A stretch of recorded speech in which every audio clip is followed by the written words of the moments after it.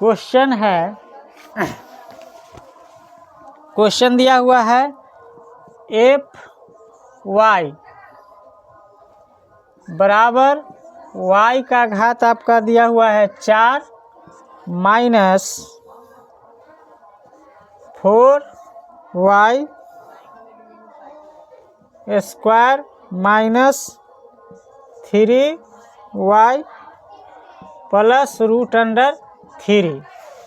और आपसे प्रश्न इसमें पूछ रहा है, आपका पूछ रहा है कि y 4 का गुणांक। फिर आपसे प्रश्न पूछ रहा है y 3 का गुणांक। नेक्स्ट आपसे प्रश्न पूछ रहा है y स्क्वायर का गुणांक। और फिर आपसे प्रश्न पूछ रहा है y का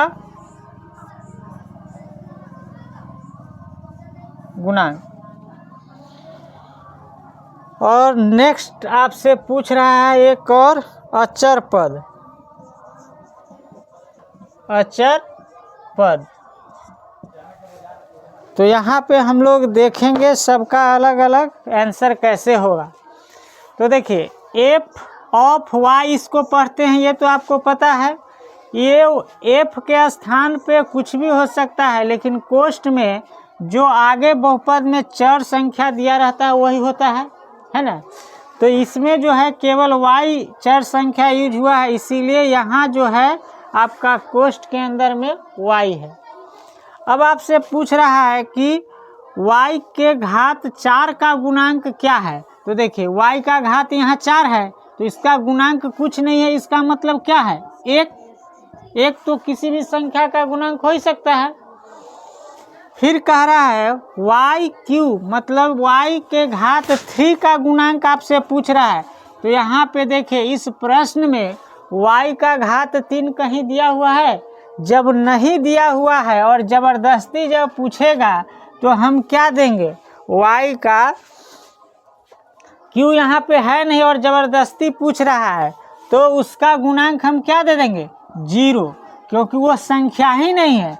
तो y³ का गुणांक हम जब आपको 0 दे देंगे तो वह जो है किसी भी संख्या में 0 से गुना करने पर क्या प्राप्त होता है, 0।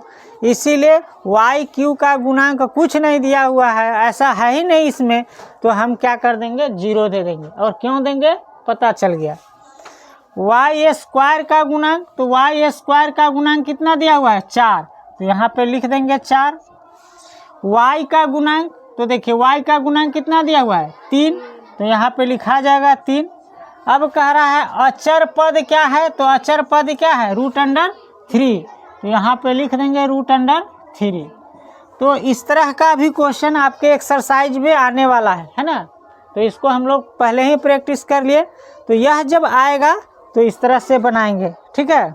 चलिए नेक्स्ट क्वेश्चन देखते हैं।